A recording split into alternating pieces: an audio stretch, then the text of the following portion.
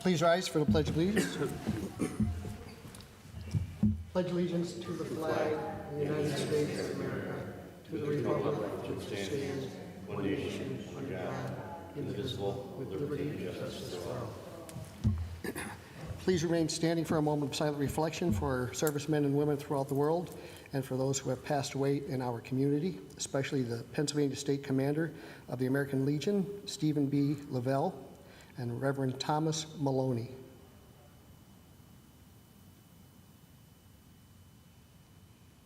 Thank you.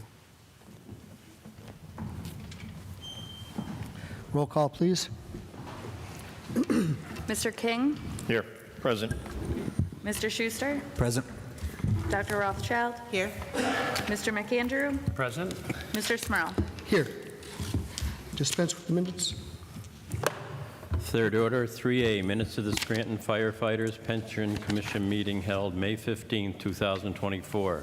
3B, overtime report for all departments as provided by the City Controller, received June 20th, 2024 for June 2024. Are there any comments on any of the third order items? Just one comment. In 3B, when we're taking a look at overtime, just to put it on everyone's radar, the overtime budget for Parks and Rec is at 83%. It is June, and it's the second highest month right now. About $8,000 was spent on overtime in June. The highest month this year was January with $9,000, but I could see those prices rising in the summer because we're going to be doing more park work. But just so everyone realizes, we are at 83% of that overtime budget. Thank you, Mr. Schuster. Anyone else? If not, received and filed. Are there any comments on any, do any council members have any announcements at this time? Just a reminder, I know this weekend is the flower show up at Naog Park. I believe it's Saturday, June 29th. So that's usually been a pretty good event. A lot of people, a lot of kids. There's a lot of activities along with lots of flowers and plants for sale. And I believe that Norma has said that the Everhart Museum is involved this year too, and they're going to have some activities in the museum. So I encourage people to get out and enjoy the Northeast Flower Show, or Electric City Flower Show this weekend. And then I have one announcement. So everybody knows that there is a meeting to discuss the Meadowbrook Flood Protection Project that's going to be held tomorrow, on Wednesday, June 26th at 5:30 p.m. It's going to be held at the Holy Rosary Center at 300 West Market Street. So they're going to discuss that Meadowbrook Flood Project. I just have a quick one. I know we just did a moment of silence, but for the past week, I can't get out of my mind the horrific and brutal murders and rapes that have happened to young ladies throughout the country. And, you know, as chairman of public safety, I'm afraid that you know, these illegal aliens that are causing these horrific crimes, that it's an element that I'm afraid that might get here. And we just have to be aware of that. And my heart and soul and prayers go out to the victims and their families. That's all I have. Thank you. I have one tomorrow. Southside Residents Neighborhood Association meeting is at 6:30 p.m. and they're having it at 509 Cedar Avenue. So, Fourth order, citizen participation. Joan Hodowanis.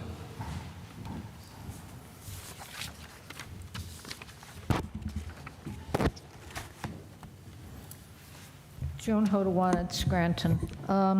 Last week, I was asking questions about what actions the city might be taking with regard to the homeless population because of the heat wave that we had for nearly a week. And I asked for it to be brought up in fifth order, but I think it got overtaken by other issues. So I want to talk about it now. It was a brutal heat wave. I don't know about you, but it was bad. And even though we have measures during the winter, code blue, for example, to protect our homeless, do we do anything for them when there's these terrible heat waves? Because I have a feeling that we're going to see more 90-degree temperatures before the summer is through.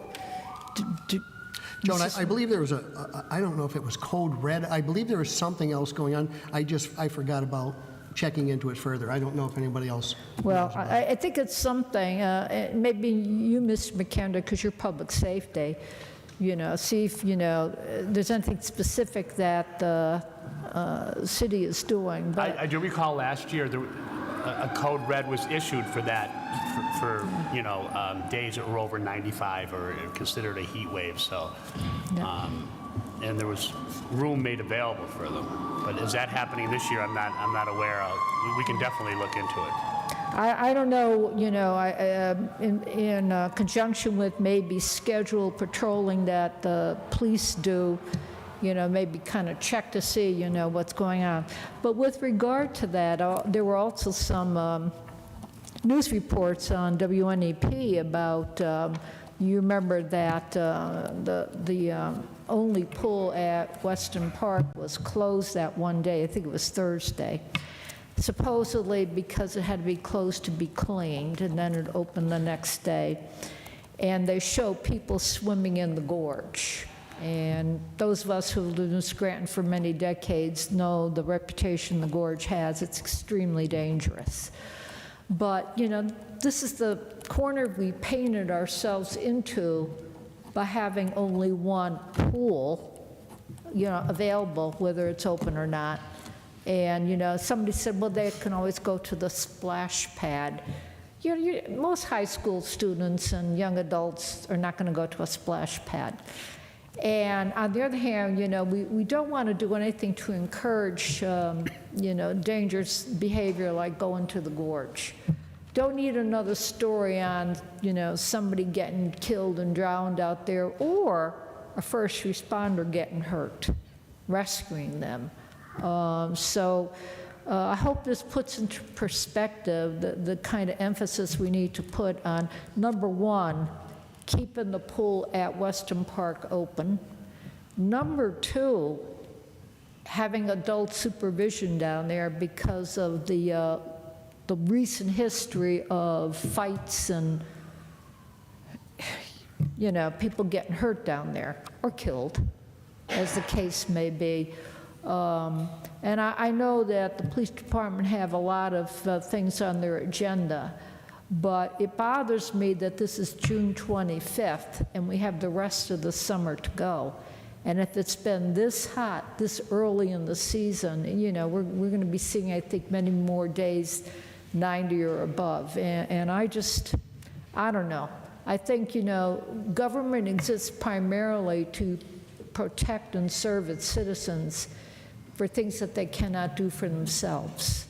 And, our children are going to that pool at Weston Park. They don't need to see fights or get involved in fights. We certainly don't want them encouraged to go to Naog Gorge. They're young and stupid. They do not understand that you jump into that thing, you may not come back up to the surface. And I've been around long enough to have memories of it happening more than once. So I have a bad feeling about this, and I wish that the city would put some kind of priority on this to at least keep Weston Park's pool open, supervise it, and make reasonable efforts to make sure people are not using the gorge in lieu of other options. This is what happens when we don't have a pool at Naog Park. Thank you. Thank you, Joan. Mr. Voldenberg, will you look into see what, if anything, the city of Scranton is doing during the heat waves for homeless people, if we have something? I will, Mr. Smurl. Thank you. Les Spindler? Good evening, Council. Les Spindler, city resident homeowner. To piggyback on what Joan said, in Williamsport, I forget what building they used, but they had a building down there. They used it as a cooling station. It was on the news at Channel 16. People could come in and get water or something to eat or just get out of the heat, but we didn't have anything here. That's ridiculous. A city this size, we don't take care of our people that are disadvantaged. Another thing about the pool. I had a swimming pool for years. You people okayed Mr. Gassemeyer, who doesn't live in the city. You people gave him the job. He's unqualified. There's no reason why that pool should have been closed last Thursday. There's unqualified people taking care of it. It's not that hard to take care of a swimming pool. We had hundreds of people there. I'll bet you that was a lie. I'll bet you there wasn't hundreds of people there. I don't care how many people you had. They should have had the right chemicals in there. It should be tested every single day. There's no excuse why that pool should have been closed. And it's ridiculous that we have one pool in this city this size. It's just outrageous. And it's taken so long for the one up Nayog to get fixed. That never should have been shut down. This city is just poorly run. And I don't know what the solution's going to be. Well, I know what the solution is. We need a new mayor and a whole new administration, because this is just ridiculous. There shouldn't be people living out of the city working in the city, but 3 of you people up there voted to let him work here. He's unqualified for the job. Moving on. The famous hole on Dorothy Street, still not filled. I was there 2 weeks ago. They filled it in once, it's settled again, and now it's 3 weeks now. It hasn't been refilled. But it wasn't done right in the beginning. It shouldn't keep settling the way it is. Next. I'm glad to see the last 2 weeks in the Sunday paper that Pennsylvania American Water is going to clean the sediment out of Roaring Brook. And it's going to cost them $300,000, so DEP isn't fining them. That's outrageous. They should have been fined. They're the ones that are at fault for letting all that sediment go. And just because they have to pay $300,000, they're not getting fined? What happens if it happens again? So they should have been fined $1 million or more. $300,000, it's their fault. They should be spending money to clean it up. They got away with murder. It's unbelievable. They want to charge us outrageous rates, and $300,000 is nothing to them. They should have been fined. Lastly, some people that come here, they ask me when my daughter's wrestling local. Well, I wasn't here last week, but she wrestled at Voodoo Brewery on Washington Avenue last Sunday night. And that's a small place. So, but anyway, July 14th, she's wrestling at the Troop Civic Center on 500 Sanderson Street, Troop. And it's going to be a good show. The company she works for, it's called Smash Master Wrestling. And most of the wrestlers in that company are from the 570 area code, hence the shirt I have on. And some of them are from out of town. Most of them are local people. And the show on July 14th is going to be a really good show. It's their 2nd anniversary show, and it's going to be really good. It's $20, and it's worth it. These people put on a good show, and they risk injury, as witness of my daughter breaking her collarbone a year and a half ago. And so yeah, if anybody can make it, it's Troop Civic Center, 500 Sanderson Street in Troop at 2 in the afternoon. So that's all I have tonight. Thank you for your time. Thank you. Mr. Voldenberg, will you ask DPW if they will revisit Dorothy Street? This time find out if it is a utility cut, and if it is, why does it keep sinking? I don't want to just keep filling a hole. I understand, I will. If there's a washout or something underneath it? Thank you. Ron Elman?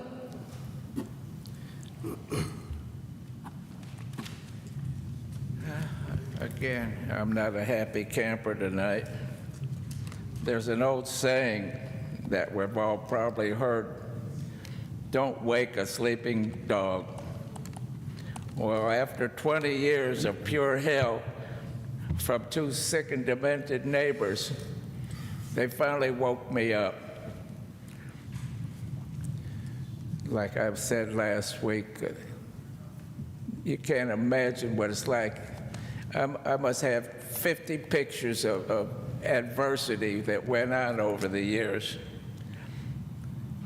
Anyway, somehow they found somebody stupid enough that works for the city to drop everything and take a letter and then brag about how influential this woman is. That lets you know the caliber of people that I've been dealing with.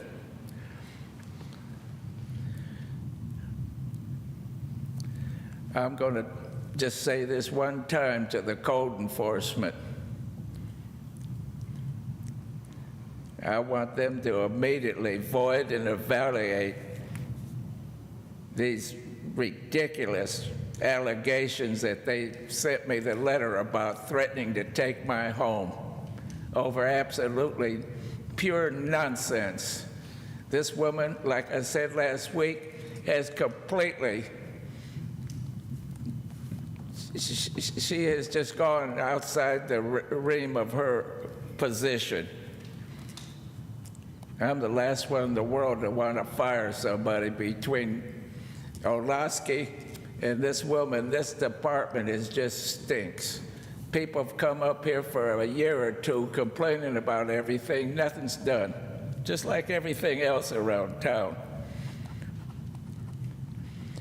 You know, I'm not threatening. I've talked to a real estate attorney and a legal attorney for the bank. So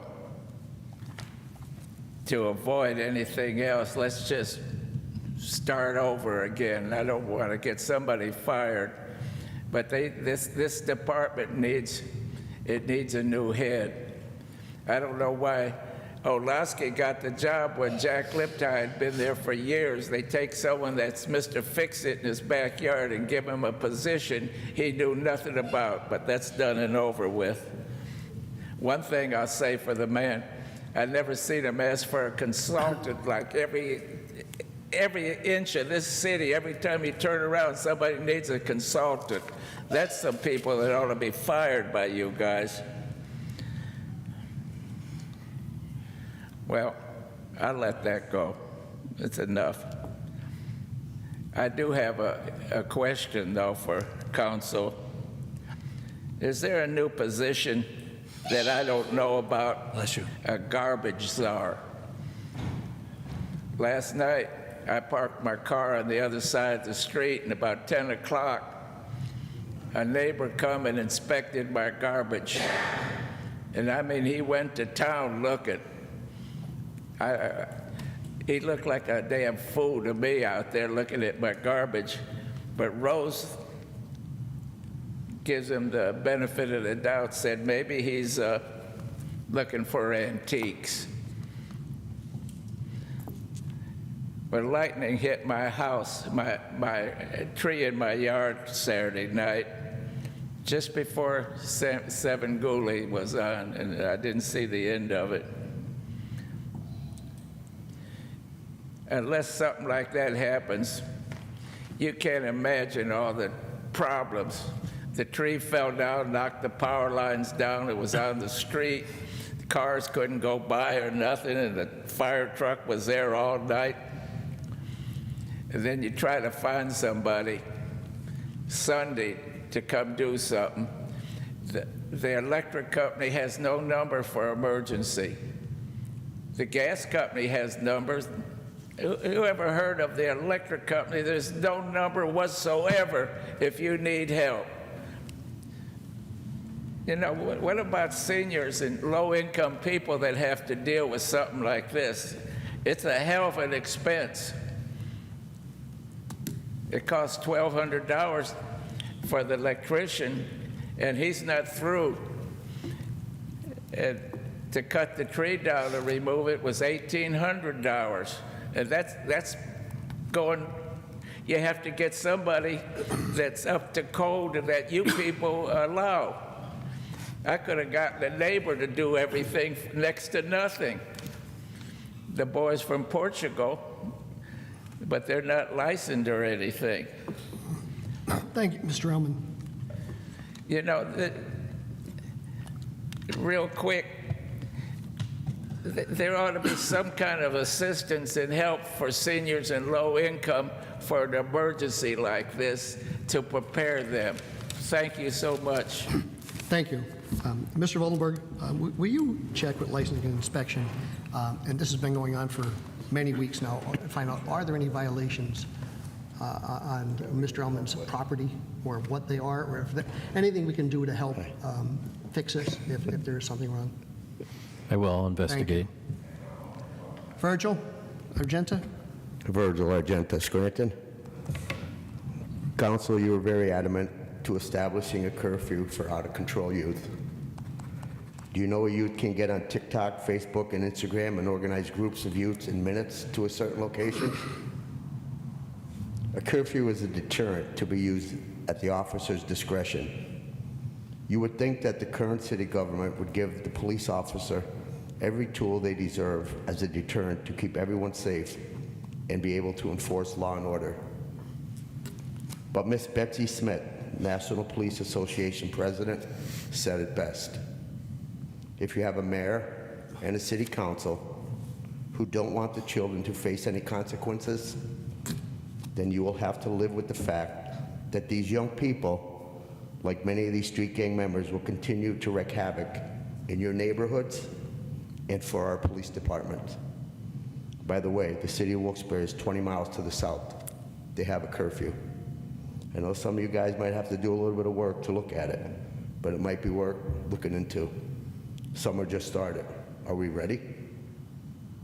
We get a list of the storm drain, the ownership yet, between the city and Pennsylvania American Water Company? No, they're still working on it. The storm drains are atrocious after the storm. You may want to look into having those cleaned. Thank you, Council. Thank you. That's all for the sign-in sheet. Anyone else wish to address council?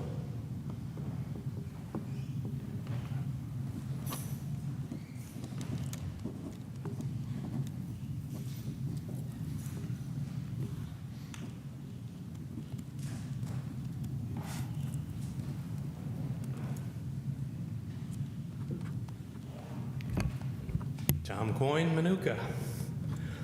I did take a look at some of the issues involved with the curfew, and I do understand them. Some cities are reluctant to put them into effect just because the police department does not want to be babysitters. Some of them don't want the responsibility of it. In looking at the laws, when it talked about actions out of tort, that entire section was based off of finding them for criminal actions. I think part of what this group was looking for was not a criminal action against the juveniles, but a civil action, a civil fine. That a civil fine could be put in place, which is not under that section because it is not out of a criminal incident that would allow the police to actually act on that and take responsibility. I understand we don't have any centers for storing them like a number of other cities do. That might be something to look into. As of having to store them for a certain period of time, it's true.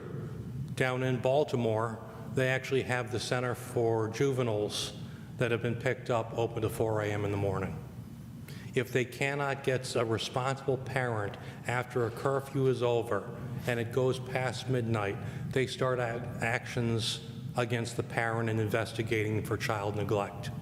Because a 14-year-old should not be out at 1 o'clock in the morning partying on any day. There's a point where letting juveniles roam on the street without protection at all at any time of the night is negligence, both for the parents and for the city. As of the police getting maybe charged because of they become the babysitters of them, police have immunity. Police have qualified immunity when they're operating under their auspices of their job.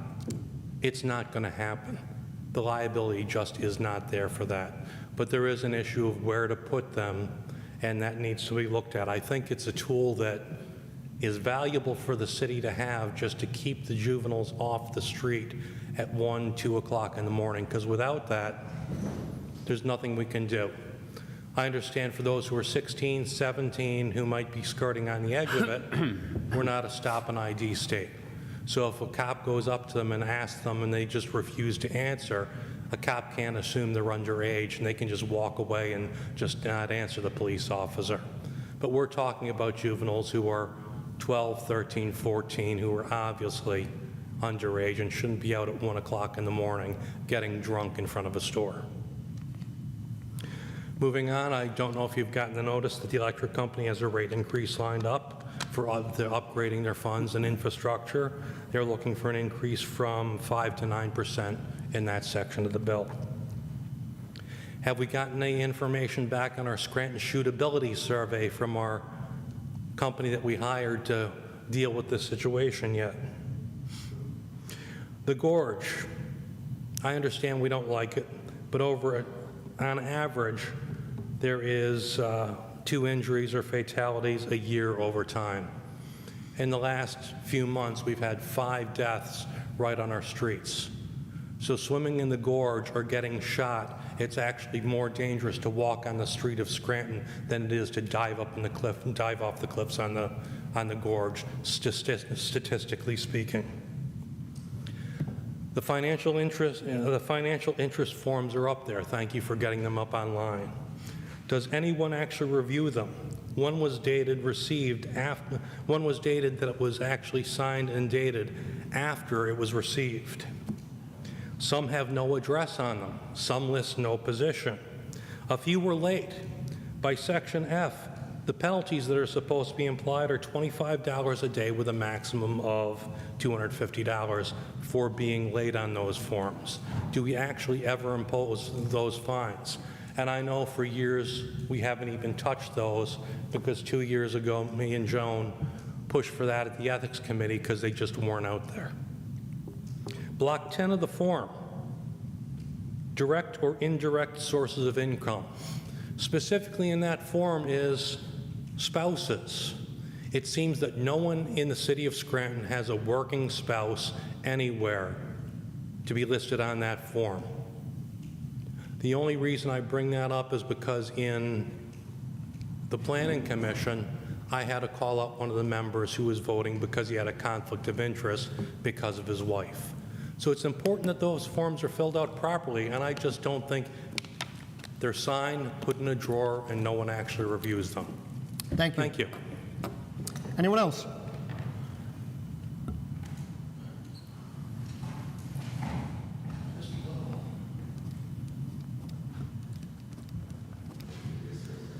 Hi, I'm Rick Little from City of Scranton. The homeless situation is a problem. I look at what concerned citizens are doing around the community and using the police to remove tents and things like that. I say that the problem is much more stealth. And as I said before, it has to do with the agencies that start with the word housing, like Scranton Housing Authority. Everybody that works there, in my research, has what is called, by what they are, Scranton Housing Authority, a federal authority. They are agents of the state, and they have qualified immunity. And that's a tough thing to get around, especially when they have things like the agency of agency, area agency on aging in their pocket, and all the legal entities. I go to the legal entities, the Northeast Penn Legal and Lackawanna Pro Bono. They don't even know what Monell is. They don't know what the legal devices are for to fight this qualified immunity. Now, I lived in an Adams high-rise for 14 years. They confiscated my stuff until I was finally evicted and put through it in the court system. Just reading all the court system rules, you know, they have local rules. Oh, we can't, you know, if you raise something and it isn't in our law library, you have to provide it. I mean, I did all that, but the fact of the matter is there is no federal law library. They took all the books out of Lackawanna County, and they closed the law library in the federal courthouse. So it's all, the importance is judges. You know, people don't realize that a certain a big number of judges are in the pocket of these housing controlling people, and now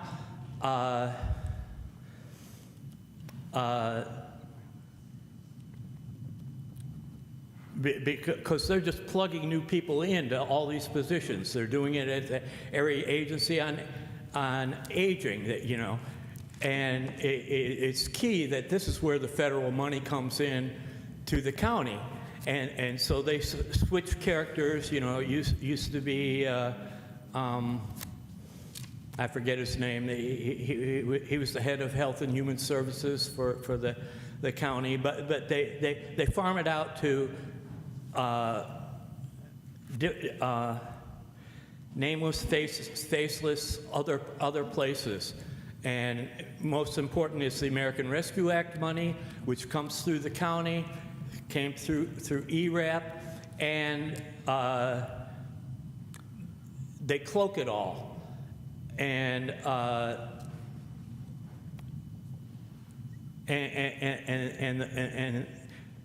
Scranton Housing Authority is so built up, and they're a 501(c)(3). They're supposed to be nonprofit, yet they get millions and millions of dollars, and they get the money, and it's supposed to be for housing, but everybody just, oh, we put the money into infrastructure. We're fixing the buildings, you know, but there's no there's nobody looking into, you know, just how much, except for the big dollar amount. You know, it's like over $200 million they're putting into housing, and then they say they're putting it into infrastructure, and then they're evicting people like me based on this person that they put in as the manager through their lease. They don't even look at the lease document. None of the judges look at the lease document because they're used to doing this for like 28 years, and there's no accountability in the courts. So this, if we're going to vote, look at the judges we're voting for. This is all important. Thanks. Anyone else?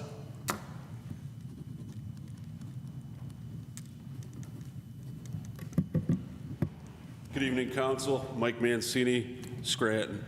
Tonight I'm here to talk about our current climate in the city of Scranton. This is not the city that I grew up in. This is not the city that I remember. The city I remember had community pools growing up.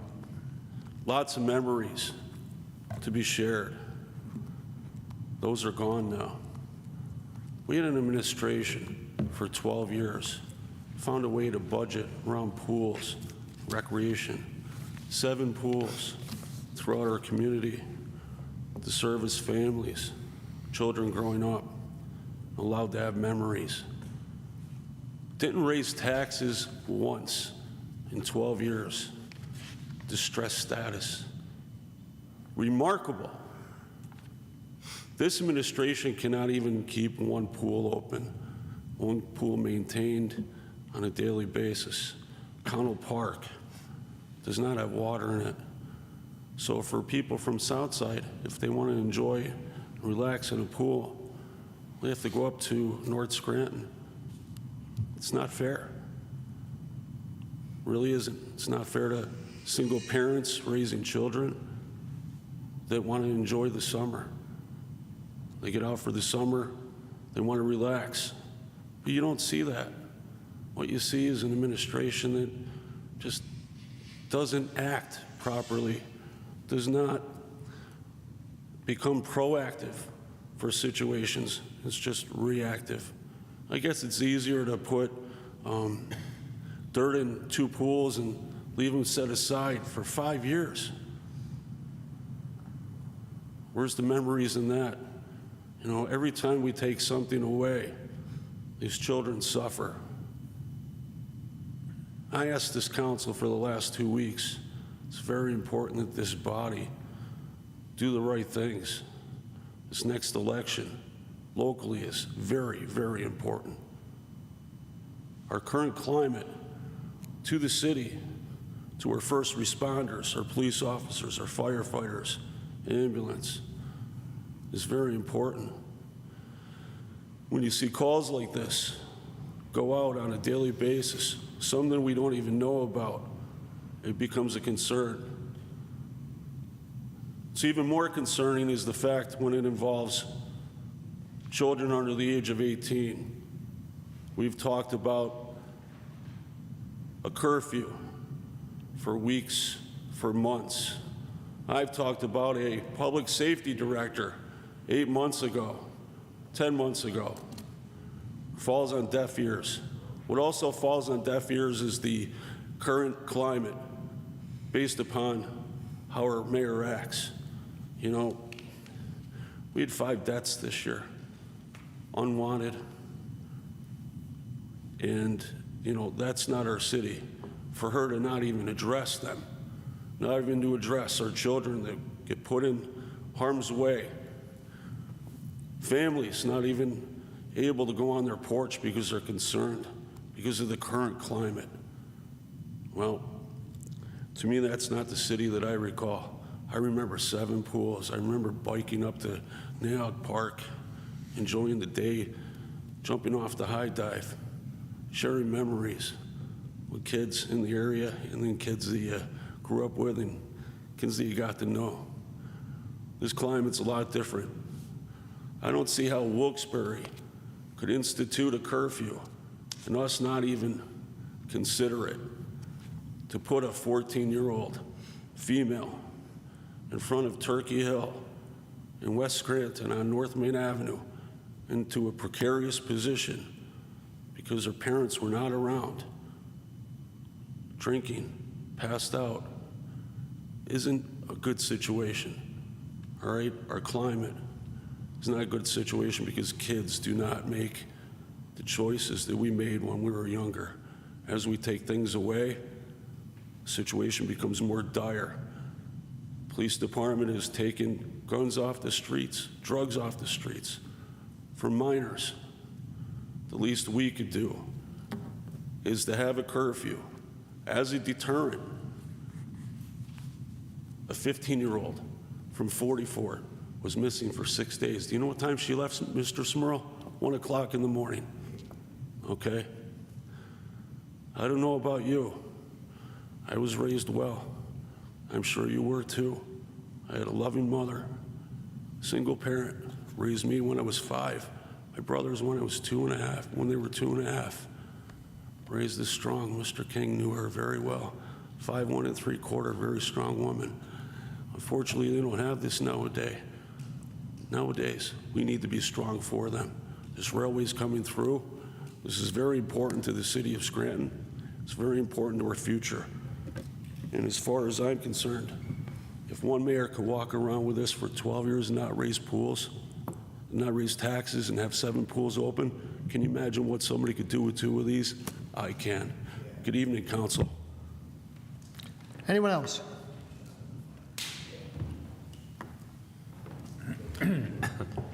Fifth order, 5A motions. Mr. King, do you have any motions or comments? Just briefly, I had a concerned citizen reach out to me about 723 River Street. There's overgrown grass and shrubs in addition to an uncovered and stagnant water with an above-ground pool. City code enforcement placed a door tag on the property June 14th, followed by a citation for $200 today. It was already mentioned that the statements of financial interest are up on the website, so I appreciate getting that done. I mentioned a few things during caucus. Want to get an update on the Lackawanna Avenue wall project as to when that's going to get started, as well as concerns about drains throughout the city. And also, I understand that PennDOT is going to repair the barrels that are busted off of the, I guess as you're exiting the city, Pittston Avenue and the entrance to 81, those barrels are all busted. So it's my understanding that that's on their agenda to get addressed, correct? That's correct. Their contractor Penline was assigned, and they're behind schedule, so I'll follow up. Thank you. That's all I have at this time. Thank you, Mr. King. Mr. Schuster, do you have any motions or comments? Yes, I have a few. I got an answer back from a question last week. So last week I asked about if the administration and Riley Associates could give an update regarding pave cut permits, payments, and violations regarding the current pave cut project process, if any fines have been levied for cuts that weren't up to our ordinance. And the answer I got back was that the city is currently reviewing and improving the pave cut process, and we'll discuss with council once the new plan is complete. We can set up a caucus in the near future. So they're looking to set up a caucus in the near future. I just want to state that I came on the council in April of 2020, and by the summer of 2020, within 3 months, I was meeting with Tom Preambo and the current pave cut inspector at that point in time. They were working on a process at that point. We're going on 4 years now. There's been a lot of turnover in both of those positions. We currently do not have a DPW director. We currently do not have a pave cut inspector. So I'm really interested to see what this process is going to be. And still waiting on 2023 and 2024 line items. Mr. Voldenberg, if we could just check on that. I know it wasn't spelled out specifically in our budget in 2023 and 2024, but if we can just get their estimates on line items of what they thought the revenues would be for those years. I will, sir. Thank you very much. I received a phone call from a resident in the city that wanted to express gratitude towards DPW and Lou for the work that was done at Chick-Feldman Field. They were happy about a quick cleanup. I guess some trees had fell, and they wanted to express their gratitude for that. I'd also like to express my gratitude. I got a call today from some residents that were out of town over the weekend. They didn't realize that trees had fell. They actually came from a drainage ditch in West Mountain and fell from the drainage ditch onto the property. But DPW dispatch was great with getting that out, and Dennis came out to the site. Me and the residents did chainsaw the trees and move them off of the road, but thank you for DPW for that. I know we have a storm coming tomorrow, and I think they're going to come out to remove those trees out of those drainage ditches so the water can flow freely before those storms. With that being said, with the last few storms, I have gotten some concerns from Kaiser Valley. So if it's possible, I know that the mayor had discussed possibly Riley Associates or someone, giving some updates to the Kaiser Valley residents. But being that we're having a meeting for the Meadowbrook project this week, if we could look to see if we can get some kind of meeting together, possibly with the North Scranton and Kaiser Valley residents to, get an update on what work is going to be done and the status and updates on the West Mountain study. I will, sir. Thank you very much. When it comes to DPW, we did have some questions 2 weeks ago about the current director and the vacancy there. The mayor stated in the paper that we had someone that would operate the day-to-day. We found out that it's not an interim director, it's not an acting director, but someone managing the day-to-day. So with that being said, I have a question. Who's making management decisions and making approvals for the Department of Public Works when it comes to major decisions and expenditures, if we could ask that question? I will, Mr. Schuster. Thank you. Also, can we find out, is the recycling coordinator position, is that also vacant at this point in time? I believe it is. Thank you. That would be Chris. Find out. Chris Smith? It was, yes. Okay. All right. Thank you very much. So it's vacant. All right. That's all, Mr. Smurl. Thank you, Mr. Schuster. Dr. Rothchild, do you have any motions or comments? I have a few that I'll make quickly.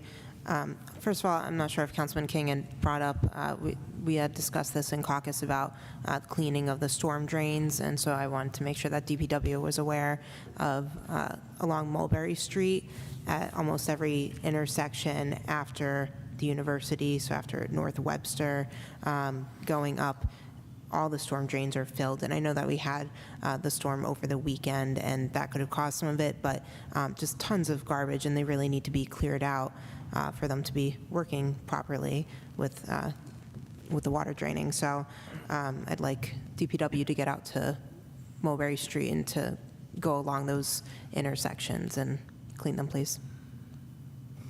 I'll take care of it, Dr. Rothchild. Thank you. And with regards to the Code Red, I know that I'd mentioned a few weeks ago as part of the Unsheltered Task Force meeting that we had, that we did have a discussion about having a Code Red shelter. However, I don't know what resulted from that conversation, if they made plans to open one or not, but it certainly would have come in handy for this past week and heat storm. So hopefully for the next one, for the next heat wave, we'll be able to have that. I think it's very important that we do. And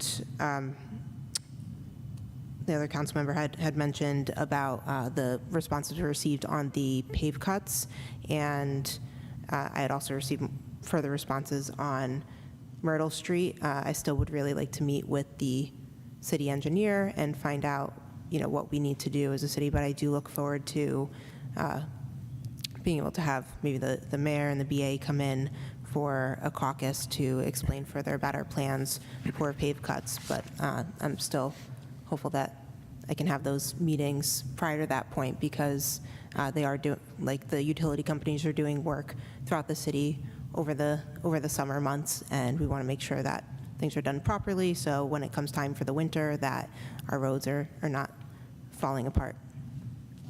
And one more thing on the pool closure that had happened. I don't know the exact details about why the pool closure had happened, but I work at a facility that has a pool, and I could tell you, even checking different chemicals 3 times a day, that things can fluctuate very easily, and we occasionally have to close our pool to patients for a variety of reasons, and you never know when something is going to go wrong with a pool, and that's why a lot of people dislike having a pool or don't want a pool, even in their own yards, because of what can happen, and that there's a lot of maintenance required. So I know I was even up at McDade Park over the weekend, and their splash pad was open, but the pool was closed there too. So it's unfortunate that it happens when there's a lot of when it's very hot out, and it'd be really nice to have as many pools as possible open. But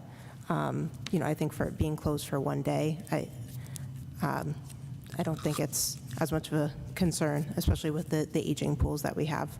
But I do look forward to when we can finally get the pool at NAOG back. That's all that I have. Thank you. Thank you, Dr. Rothchild. Mr. McAndrew, do you have any questions or motions or comments? Well, Sorry. I want to. I got feedback from a question I posed last week. So I think most of you are aware that the new red recycling containers had a huge error on it. It had everything collectible except paper on it. So it was an error. And the answer I got was the city is aware of an error on the red recycling bins. We are affixing decals that will cover up the erroneous information. So I don't know how that's going to happen, or when, or if they're going to mail decals, because I think a lot of them have been picked up already. I know I got mine. So I don't know. We'll have to see what happens there. And I want to echo Mr. Schuster's comments about DPW. They did a fantastic job related to the weather. They're always on the spot. But I do know that there's some areas of the city that they weren't able to get to. And it's not because of them not wanting to do it or not being able to get to it, but it's because there's no direction of overtime. And, we all scrutinize overtime up here as part of our job, but these, the residents pay a lot of money, pay a lot of taxes. So, and sometimes overtime's warranted. An act of God is a good example. When there's something, a horrific crime in the city, of course we're okay with the police and the first responders overtime. So this is an event that, we should be okay with the overtime. Tighten your belt later on. But like I said, DPW did a fantastic job, but they can only do what they're directed to do. And I too like to know who's running the show over there. We're told there's, the paper reported that there was an acting DPW director. Well, that's not true, because we asked about it, because residents were asking us. They're like, hey, what's going on here? So I'd like to know who's making these decisions. And like I said, this is no shot at DPW. They do a fantastic job, but sometimes overtime is warranted. Because like I said, a few people have reached out to me, and there's areas of the city that haven't been addressed yet, but no fault of their own. That is all I have. Thank you. Thank you, Mr. McAndrew. I have a few. 1600 block of Mulberry Street, there is a Mercedes automobile there, no inspection, and it's been there, I've been told, it was turned in June 24th to 311 for the police department to look at. No inspection, and the tires are flat. The 1800 block of North Washington Avenue, we have sent code enforcement to visit that for the former school building and the grounds. A lot of high grass and additional overgrown shrubbery and trees along North Washington Avenue and along Electric Street. 2300 block of Jackson Street, the West Scranton Falcons football field property. Requested Parks and Rec and code enforcement to review the damage to the stairs on the building of that, and if we can get it repaired. 1730 Dixon Avenue, neighbors complain that the new sidewalks placed by the senior living complex have a high drop-off at one end of the property. So we'll send code enforcement out to review that. The 1604 Pittston Avenue, this has been on for many years. So Mr. Voldenberg, we ask what we plan on doing this. The sidewalk's caving in, there's barricades, there's tape, and it's got probably about a 5-foot drop-off. I have 4 pictures that I sent to you. If we can find out what our plans are for that. Also, the corner of Duncan Street and Cedar Avenue. There's currently work going on the lot there, but a lot of debris has fallen down onto the telephone pole, also onto the stop sign, and it's blocking the sidewalk. Also included pictures with that. 401 Davis Street.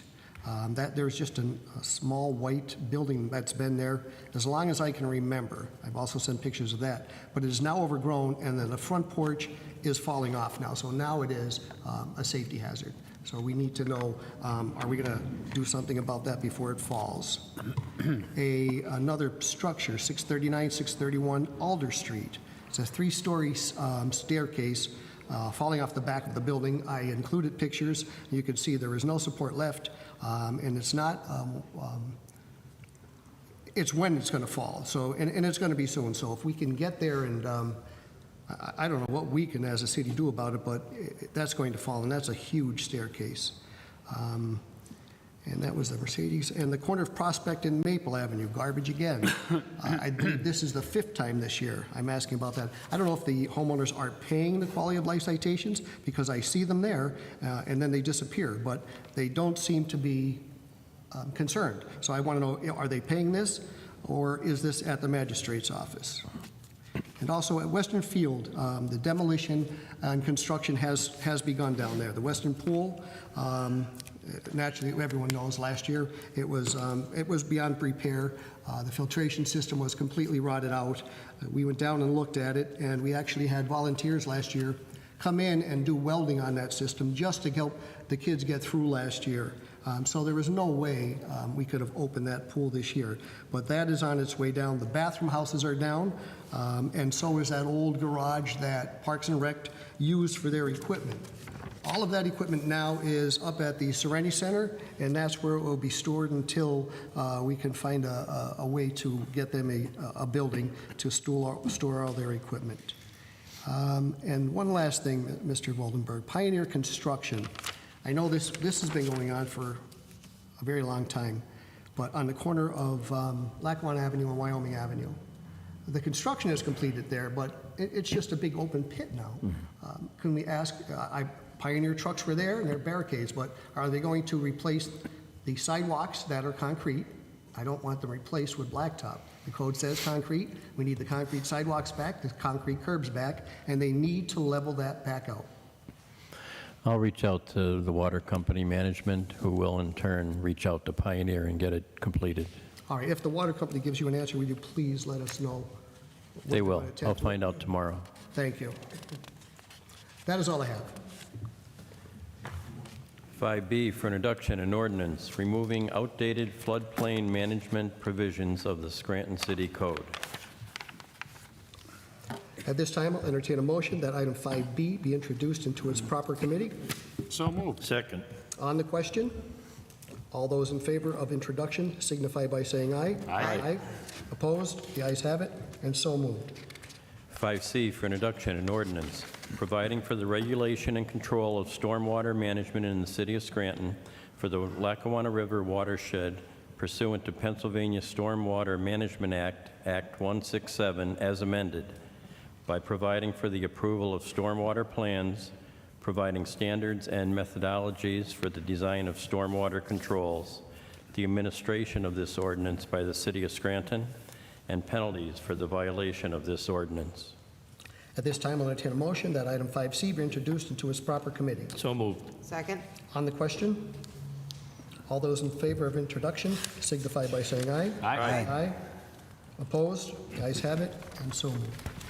5D for introduction, a resolution for plan revision of new land development for project associated with NDA Music LLC. At this time, I entertain a motion that item 5D be introduced into its proper committee. So moved. Second. On the question, all those in favor of introduction signify by saying aye. Aye. Aye. Opposed? The ayes have it, and so moved. 5E for introduction, a resolution, reappointment of Robert J. Morris, 648 Wales Street, Scranton, Pennsylvania, 18508, as a member of the Board of Zoning Appeals for the City of Scranton.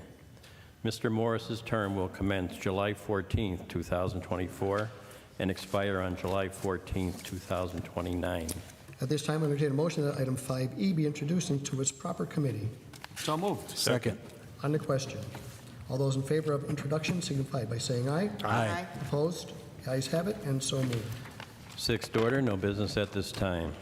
Seventh order, 7A, for consideration by the Committee on Community Development for adoption, Resolution Number 57, 2024, ratifying and approving the execution and submission of the grant application by the City of Scranton to the Department of Community and Economic Development for up to $250,000 to be used towards the City of Scranton's trail connection from Cloverfield to Lackawanna Heritage Valley National and State Heritage Area, LHVA, project.